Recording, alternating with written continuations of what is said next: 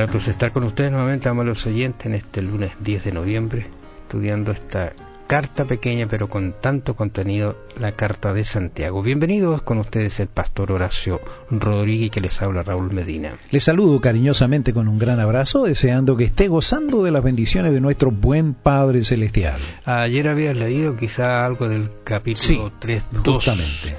El poder de la palabra.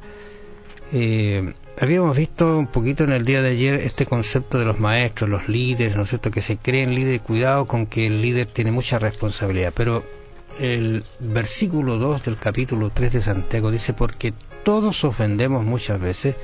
Si alguno no ofende en palabras, este es varón perfecto, capaz también de refrenar todo el cuerpo. Bueno, aquí hay unas verdades que son muy completas, ¿eh? Porque está partiendo de la premisa de que todos ofendemos. Ahora, si ofendemos, entonces no somos varones perfectos, y no somos capaces entonces tampoco de refrenar todo nuestro cuerpo. Mira cómo se agranda la expresión, ¿no es cierto? Basta con esta palabrita para que nosotros seamos imperfectos, y necesitamos lógicamente de Dios para ello. No podemos actuar, digamos, porque en el ir y venir de la vida usamos mucho lo que es el habla. Faltar al deber, ¿no es cierto?, tropezar. Cuando hablamos de ofender, esa es la idea que está detrás de esta palabra en el original, en el griego: tropezar, faltar al deber.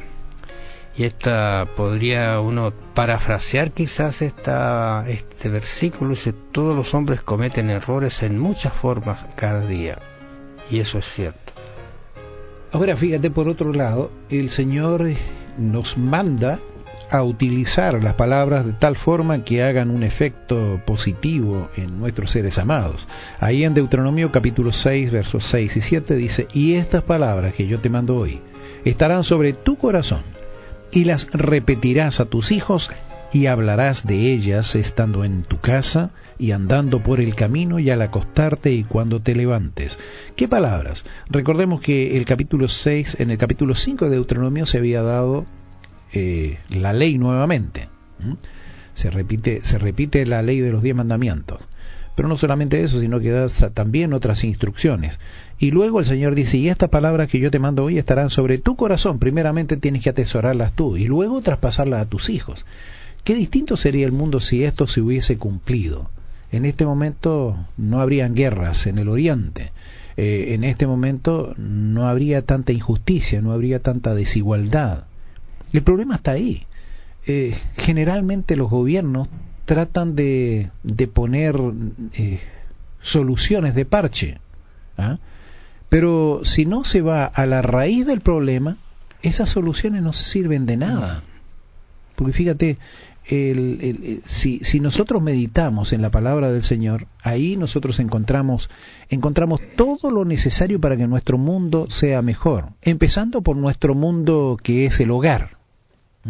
Y ahí tenemos que empezar. Bueno, es tan sabio el Señor de dejarnos este libro, el Deuteronomio, ¿no es cierto?, esta repetición de la ley, porque allí en el capítulo 23 dice: pero lo que hubiere salido de tus labios, lo guardarás y lo cumplirás conforme lo prometiste a Jehová tu Dios, guardando la ofrenda voluntaria que prometiste con tu boca. O sea, qué responsabilidad, ¿no es cierto?, cuando hablamos, no solamente cuando nos dirigimos a otra persona, sino también cuando hacemos promesas a Dios.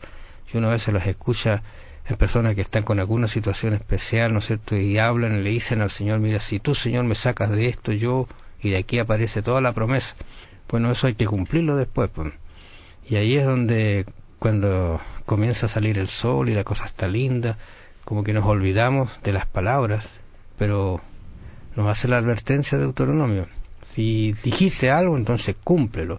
Ese es un poder que tiene la palabra, porque la palabra no es, el hablar no es algo que podría decir: ¿sabes que se me salió? No, esto todo un trabajo mental. Tú no puedes decir, no, porque está dentro de la mente. Por eso es que también debemos guardarlas o cuidar de las avenidas del alma, porque de lo que nosotros entramos, ¿no es cierto?, eso sale después.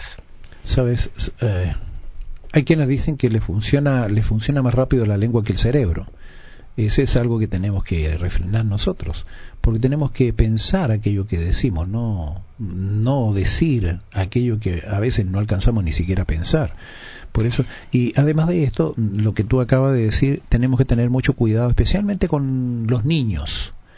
El niño es crédulo, el niño cree lo que... Y si nosotros le hacemos una promesa a un niño, esa promesa debe ser cumplida. Porque, recordemos, el niño aprende por lo que ve, no solamente por lo que escucha. Si nosotros estamos prometiendo cosas y no cumplimos, el niño va a hacer exactamente lo mismo.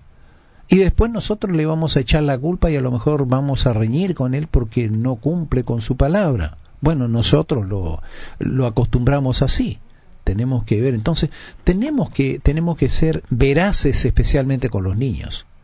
Mira, el otro día estaba escuchando un sermón de una persona que lógicamente es un laico muy activo dentro de la iglesia, y por eso que uno debe cuidar las palabras, las que usa fuera de la iglesia y las que usa después en la iglesia. Y para mí, yo escuché una palabra que no correspondía a una predicación. Wow. Pero son estas que salen así. Se salió. Es como que se sale y se claro, vuelven. Porque fíjate, ese es el problema, de nuestro hablar diario.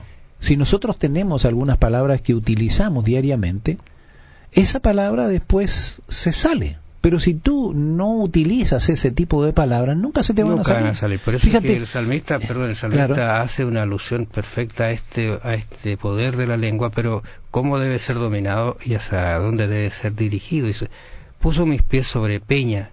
Está hablando de esta idea de confiar en el Señor, que Él sí va a colocar las cosas correctas, y enderezó mis pasos. Pero luego dice, puso luego en mi boca cántico nuevo, alabanza a nuestro Dios.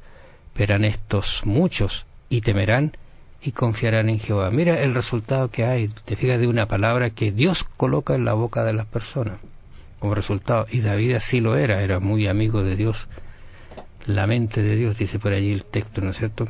Cuando él estaba bien, cercano al Señor. Pero ¿quién le había dado eso? Era nada menos que ese Dios que él alababa siempre. Nunca debemos subestimar el poder de las palabras. Con las palabras uno puede, como lo dijiste en un comienzo, con las palabras uno puede levantar a una persona, puede animar a una persona, prácticamente traerla a la vida. Pero con las palabras también podemos matar a una persona. Entonces tenemos que cuidar mucho. Y de ahí se aprovecha el enemigo, a veces nos utiliza. ¿Recuerda lo que hizo con Pedro? Pedro primero hizo una declaración que el Señor le dijo que había sido el Espíritu Santo el que había guiado a Pedro. Pero luego Pedro, cuando el Señor dice que iba a morir, Pedro le dice, no permitas que tal cosa te acontezca. Y el Señor ahí reprende a Satanás que había utilizado a Pedro. Apártate de mí, Satanás, me eres tropiezo, porque no pones la mira en las cosas. Entonces, tenemos que considerar esto. Nosotros en un momento podemos ser instrumentos del Espíritu Santo, pero si nos descuidamos, podemos ser instrumentos del enemigo también, y nuestras palabras pueden causar mucho daño. Fíjate que en Proverbios 35 dice, toda palabra de Dios es limpia, Él es escudo a los que en Él esperan. Interesante la alusión que hace a las palabras siempre el salmista. Bueno, amables oyentes, nos vamos a encontrar mañana nuevamente en su programa Diálogo Bíblico. Bendiciones. ¿Cómo manejaría dinamita si tuviera que hacerlo?